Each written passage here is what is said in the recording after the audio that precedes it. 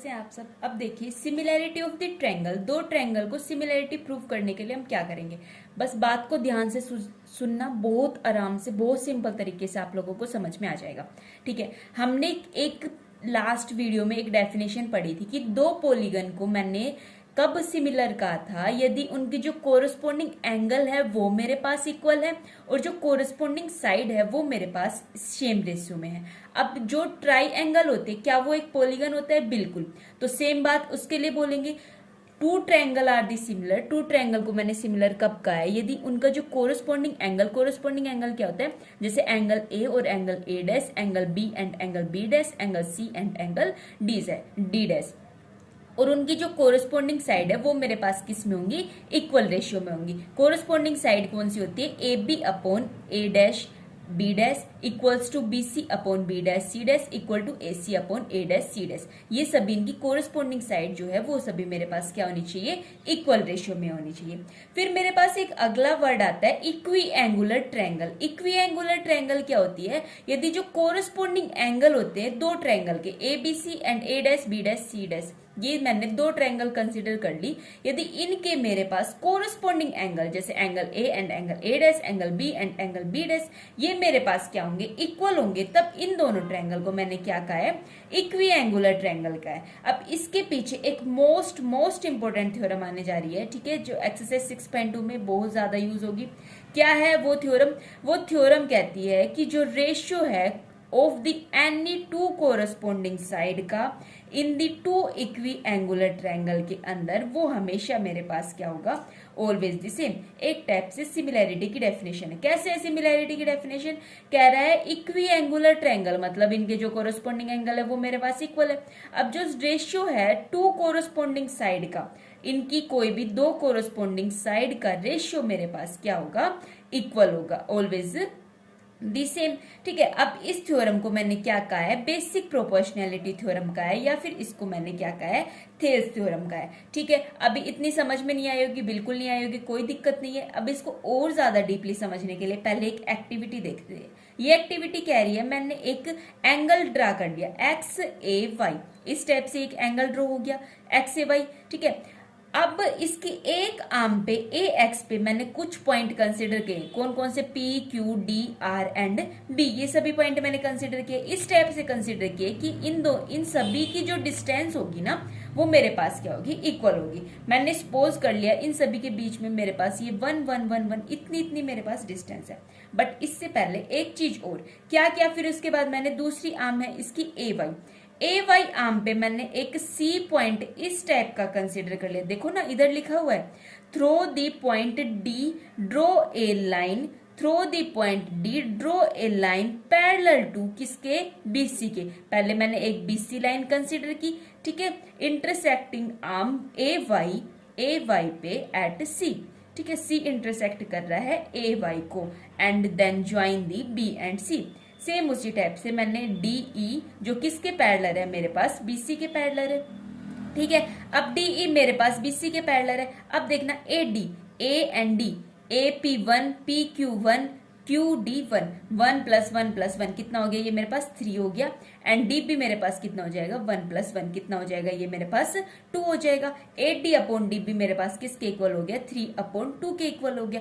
Same इसी type से जो ए ई अपॉन ई सी है वो भी मेरे पास किसके इक्वल हो जाएगा? 3/2 के इक्वल हो जाएगा। इसकी जब आप ये डिस्टेंस मेजर करके देखोगे ना, देन 3 और 2 हो जाएगा। ठीक है, अब कह रहा है कि ये मेरे पास कोइंसिडेंस है कि ये दो लाइन मैंने पैरेलल की, फिर इन दोनों का मेरे पास इस टाइप से रेशियो, क्या ratio? A D upon D B किसके इक्वल आ गया? ए ई अपॉन ई सी के इक्वल हो गया।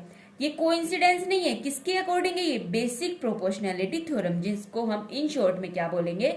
बीपीटी। इसका दूसरा नाम क्या है मेरे पास? थेल्स थ्योरम है। ठीक है, अभी थोड़ा एक लेवल ऊपर समझ में आया। ठीक है, अभी और ज्यादा डीपली इसको समझने की कोशिश करते हैं। अगेन मोस्ट इंपोर्टेंट थ्योरम हाजिर है। क्या है ये थ्योरम? यदि एक लाइन ड्रॉ हो रही है parallel to the one side of the triangle, समझने की कोशिश करना। ठीक है, एक लाइन ड्रॉ हो रही है parallel to the one side of the triangle intersect the other two side.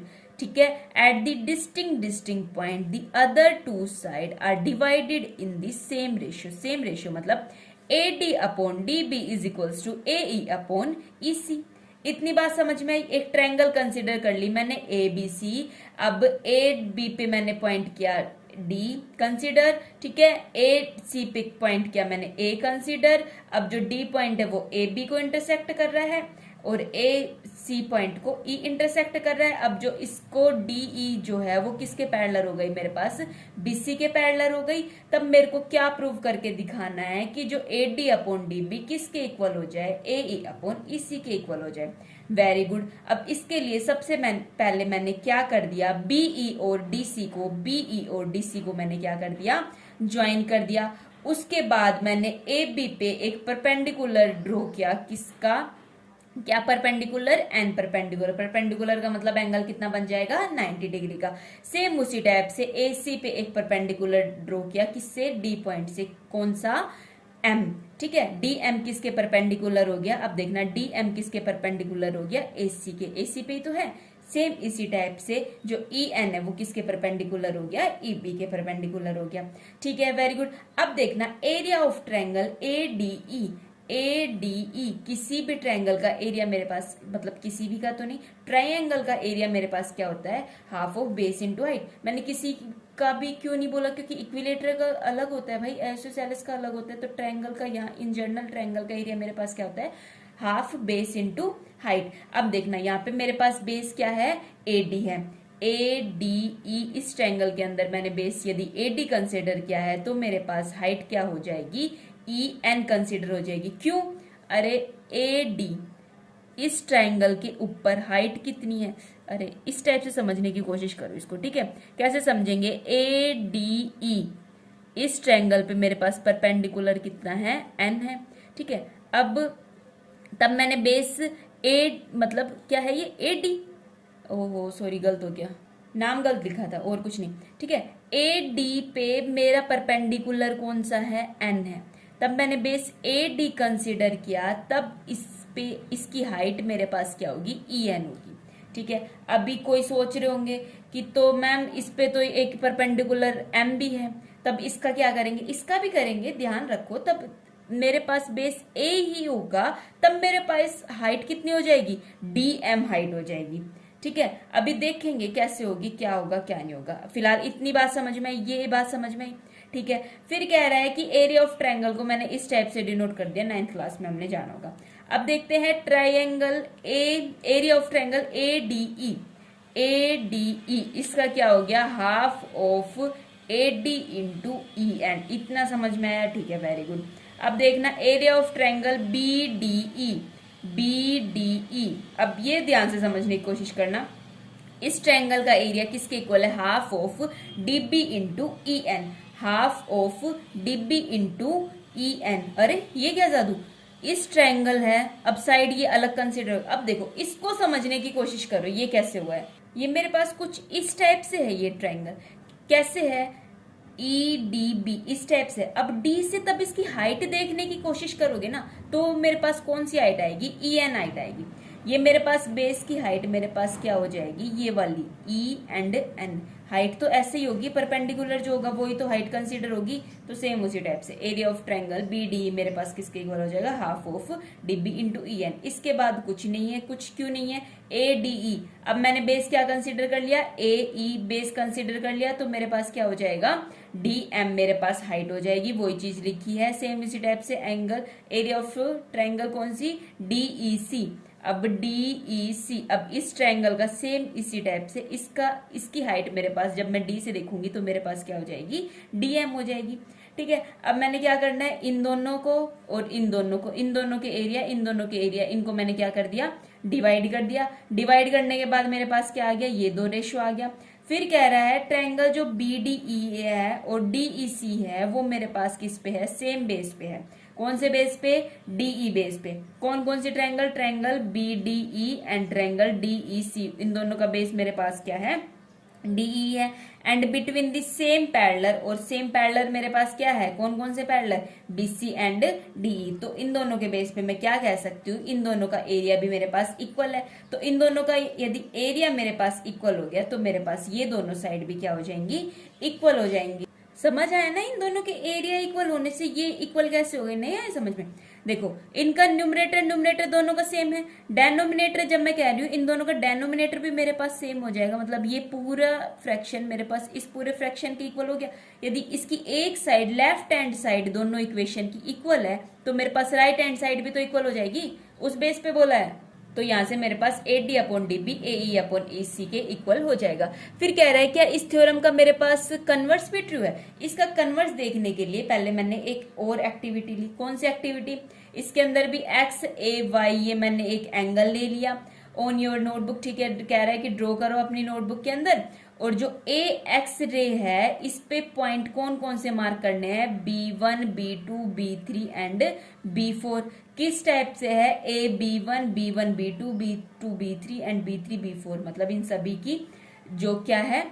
Equal है। इनकी डिस्टेंस मेरे पास क्या है? इक्वल है। Is also equal to B4 and B, ठीक है। इस पे ये B1 से लेके B तक पॉइंट कंसिडर किए थे, इन सभी की डिस्टेंस मेरे पास क्या है? सेम है, इक्वल लेंथ में, ठीक है। अब सेम इसी टाइप से AB पे मैंने ये सभी C1 C2 C3 C4 and C ये सारे पॉइंट कंसिडर किए, एंड इनके बीच की भी डिस्टेंस मेरे पास क्या है? सभी की डिस्टेंस सेम है। अब नोट करना है AB1/B1B is equals to AC1/C1C।